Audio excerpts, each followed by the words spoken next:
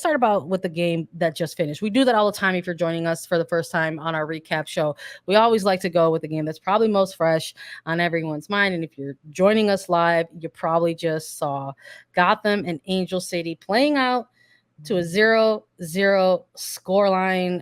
Lisa, should we remind folks on the picks in this one?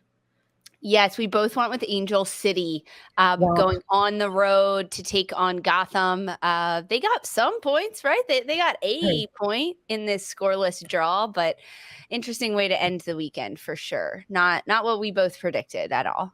We were I'm bringing the preview back onto this for a little bit, but we were both kind of like, listen, there's been a little bit of a resurgence of energy for this Angel City side. They are tough to play against. Becky Tweed is going up against her old club as an interim head coach now for Angel City. What's it going to look like? And it was a little tough, honestly, if I'm being frank. Look, I know you and I text each other a lot over the weekend whenever we're keeping in games. And I told you straight up, I'll put it on blast. I was like, I need this game to wake up a little bit. At the half, I think there were 2 shots and a couple, maybe 2 attempts on target, and then another one with 0 attempts on target. Yeah, and 2 shots for Gotham, 2 shots for Angel City. Yeah. 2 shots on target for Gotham. Surprisingly, only 1 on target for Angel City. It was so by the half, I was like, all right, I'm like, well, I need to see something here. Let's end this weekend on a high note, right? All the doom and gloom around us with the rainstorms. We're like, we need some fireworks, we need some energy here. That's not for lack of effort. We saw these 2 teams kind of getting into dangerous spaces, and it looked and it felt with the eye test as if was kind of this high octane type of match, but the shots just weren't there. We saw them spending time in each other's half, again, getting into dangerous areas. But by the half, I was like, okay, maybe there's a goal coming and it's going to come in the second half. And then it never came. Right. I mean, there was opportunities. Oh, yeah. I think it was the first half. Each side had a shot off the post almost. Yep. Gotham did at one point, and I was like pretty impressed with them and what they could do. But you're right, it was a bit slow. It took a little bit to get going. On the broadcast, they were hyping up Midge Purse, which how can you not at this point? This is a player that was dealing with a tough injury in and out of U.S. national team camp. She doesn't get called up to the World Cup. Now is the time for her to shine. We saw her do that after the World Cup in 19. She went on a run in the league, scoring goals, and which that run is what got her back onto the national team. So there's these ups and downs of players, and I think they wanted a little bit more from a Midge Purse. Gotham also had the return of Allie Riley. She got the start in the back line for Juan Carlos Amoros. But in the end, this game, possession was split down the middle, 50-50. Total passes for each side, they were off by 2. 375 for Gotham, 373 for Angel City. It was just incredibly passive, I'm going to say, this game. Not a lot of juice happening either way. Then we got to see June Endo make her return for Angel City. There was a Claire Emsley coming on into this game, bit of rotation from Bev Yanez, but it didn't feel like either side was as energetic as they could have been. It was a little rough. I think at certain stretches that you take a look at certain stretches of this game in particular, if you go back on the replay and watch it, I'm sure we'll see. I mean, a couple of they were referred to as cooling breaks, within this game, the humidity probably affecting players as well, talking about 70% humidity. So there are things that come into play with that. And of course, something that we were also keeping a look at across week 14 was who was not available, for these teams, because a lot of starting caliber players across all of the clubs in NWSL are released to their international squads ahead of this World Cup that they're all building up to. So who was going to get the start over the course of these games in the weekend? And I think that we have to touch on before we start talking about the other games is out of this half, we got to see a return. We saw the return of Mana Shim in NWSL. And I think even in the 0-0 scoreline, this is something that you're going to look at this game and want to celebrate coming out of it. Massive. This was so big for Mana Shim, 5 years away from the professional game after she was a catalyst in the change for this league against the harassment to former coaches, in particular Paul Riley. And now she makes her return, and Juan Carlos Amaros, the head coach for Gotham, initially signing Mana Shim as an injury replacement player, and now she's a national team replacement player. But Carlos Amaros saying that it's because of her skill and what she does now on the pitch. It has nothing to do with how she was as a player 5-6 years ago. It's what she can bring to this.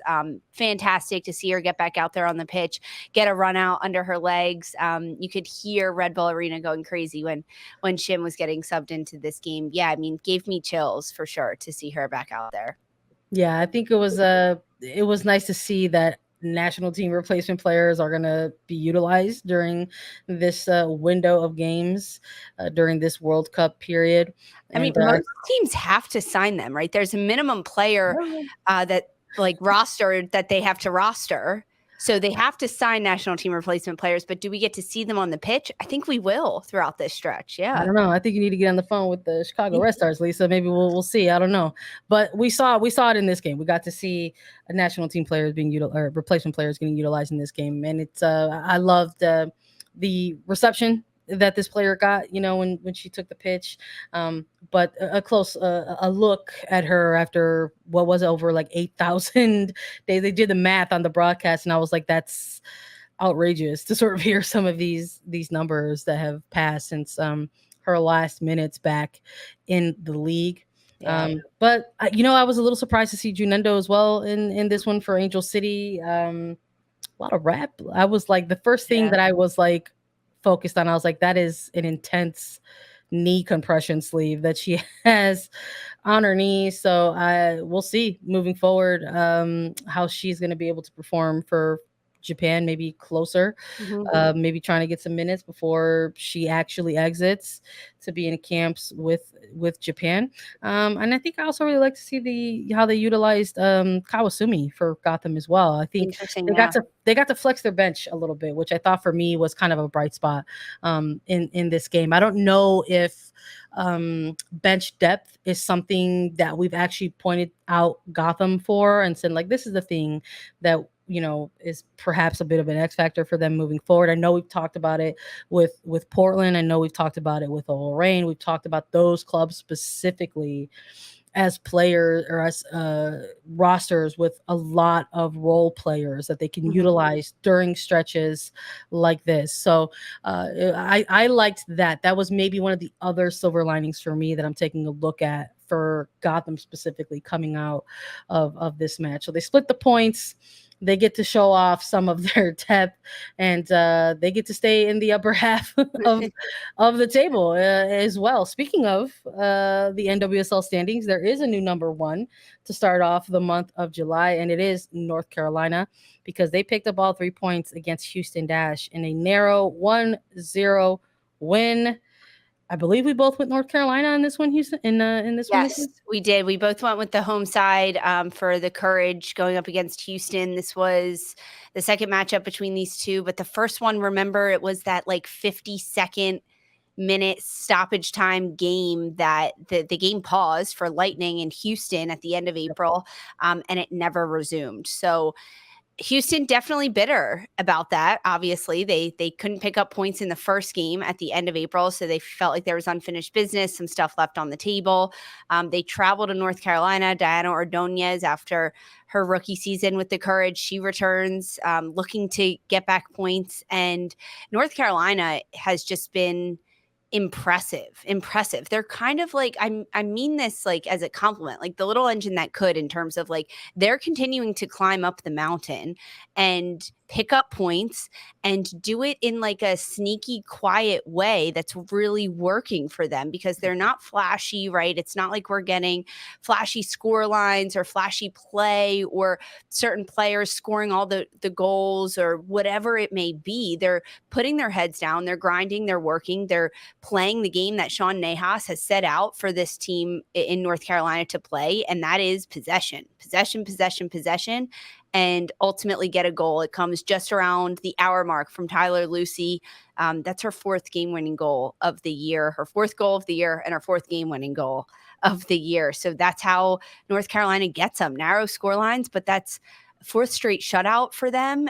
They've now outscored their last 4 opponents 10-0. Like, the Courage is on a run right now, and they sit atop the standings for number 1.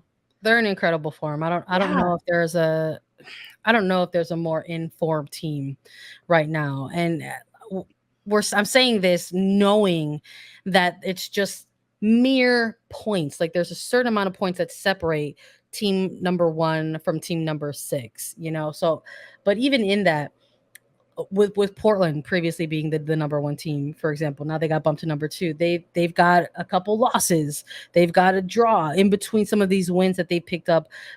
We've got North Carolina Courage with 5 wins out of their previous 6, regular season matches. And the way they've done it through their system and the way they've done it through the belief in that system, and something that I've liked in this current run or in this current stretch of games for them is that, yes, they've got these narrow scorelines in them, but they also have these couple of games where they blew teams out of the water completely. Obviously it's different when you have Carolin involved and Carolin getting in front of goal and creating chaos and nabbing up all of these goals. But I like that a game like this, these tough in between the fine margins that it all comes down to, that you can go out and go ahead and get that win. And for the other side of things, for Houston, that win, that extra 3 points to sort of just propel them into that upper half of the standings, Lisa, they just have not been able to find it. So we're talking at winless in 3 games. They got 3 consecutive draws going on the road to face the Courage, and they just were unable to capitalize on any of the opportunities here. And they can't pick up points. You look at Houston's last 3 games, or excuse me, they can't shoot and score. That's an issue for Houston. They have, heading into this match against North Carolina, the best defense in the league, the stingiest. Only 10 goals against. Jane Campbell has been tremendous with her shutouts in net for the Dash, and she's a blessing that she didn't go anywhere during this World Cup break for Sam Lady. But heading into this match, 0-0 draw, 0-0 draw. And now, again, it's 1-0. They can't score, and they can't find in the back of the net. And that's something that they're going to struggle with moving forward. They lose Michelle Lozia, the last national team player. She's headed to Australia and New Zealand with Nigeria at this point. So that's a starter, a namestay starter for Sam Lady that is now gone over the next few weeks. Yes, they still have Maria Sanchez, Diana Ordonez, Ebony Salmon, the firepower that, frankly, is the firepower on paper, but hasn't been able to connect consistently together on the pitch. And that's where Houston's struggling a little bit. Defensively, I think they're pretty good. They didn't get a red card this game. Finally, they snapped that streak. Back-to-back red cards in their last 2 games. They'll have Katie Lind back and Natalie Jacobs heading into the final week before the bye week. But offensively, they've got to shake it up a little bit. They have to do something a bit more unassuming. And there's really 3 ways to score in this league, right? Transitions, set pieces, and forcing opposition, right? Possession. And Houston has to pick up one of them. I think they can lean on set pieces a little bit during this break, but we'll see. I don't think that's those are unfair points for you to bring up in terms of this team specifically. Again, you and we do so many of these episodes a week, and I feel like that has been the theme. Anytime we touch on Houston, it's like, is this going to be the week? Is this going to be the week where they finally put it all together and they leapfrog into that upper half of the table? And it just has not happened. I mean, one shot on target for the Dash yesterday, and that's not going to work. And I feel like this game is maybe a good example for them to take a look at and try to work on some certain areas or try to adjust some things, because that's what it comes down to in this league. We talk about how it comes down to all those fine margins, but when you look in this game specifically, obviously you touched on possession, but outworked in total passes. We're talking 501 compared to 268. They completely lost a duels battle with North Carolina Courage, winning 37 duels compared to 26 for Houston. So it was just a game that they weren't able to be clinical, knowing that they were going to go on the road and have to go ahead and concede possession a little bit. They probably looked at all the film in front of them and said, we're not going to be able to maybe go ahead and disrupt some of that. But if you sort of walk in on the road going up against the home side, knowing that what's the actual game plan and how's it going to iron out. So we didn't really see them get to execute that. So not going to get it done with one shot on goal. And obviously Caitlin Rowland in the game for Courage in net in light of Casey Murphy with United States women's national team. Did well, but unfortunately wasn't really tested in that sense where you have all these shots, but just, the one actual attempt on target. So we'll see. Still lots of stuff to work on for Houston. They sit in 7th once again, heading off into week 15.